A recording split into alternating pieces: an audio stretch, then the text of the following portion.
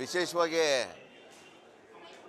ಹೂವು ಮತ್ತು ಹಣ್ಣಿನಿಂದ ಮಾರಿಕಾಂಬೆಗೆ ಅಲಂಕಾರವನ್ನು, ಅದರಲ್ಲಿ ಕಲ್ಲಂಗರೆ ಹಣ್ಣಿರ್ಬೋದು, ಕಬ್ಬಿರ್ಬೋದು, ವಿಶೇಷವಾದಂಥ ಚೈನಾದೊಂದು ವಿಶೇಷ ತಳಿಯ ಹಣ್ಣನ್ನು ಸಹ ಈ ಅಲಂಕಾರಕ್ಕೆ ತಂದಿದ್ದಾರೆ.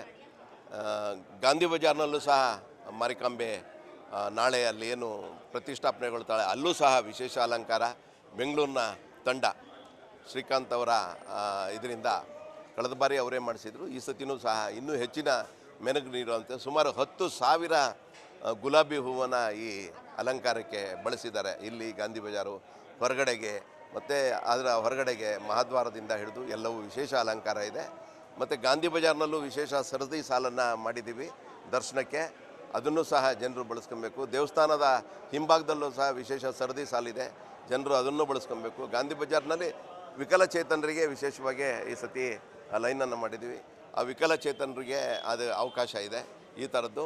ಮತ್ತು ನಾಳೆ ಬೆಳಗ್ಗೆ 6:30ಗೆ ಇದು ಗಾಂಧಿ ಬಜಾರ್ನಲ್ಲಿ ಅಮ್ಮನಿಗೆ ಪೂಜೆ ಪ್ರಾರಂಭ ಆಗುತ್ತೆ.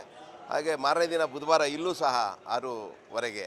ನಾಳೆ ಮಂಗಳವಾರ ಇಲ್ಲಿ ಗದ್ಗೆಗೆ ಎಡೆ ಪೂಜೆ ಅಂತ ನಡೆಯುತ್ತೆ, ಅದು 5:30ಯಿಂದ ಪ್ರಾರಂಭ ಆಗುತ್ತೆ. ಭಕ್ತರು 5:30ಯಿಂದ ಇಲ್ಲೂ ಸಹ ಬರ್ಬೋದು.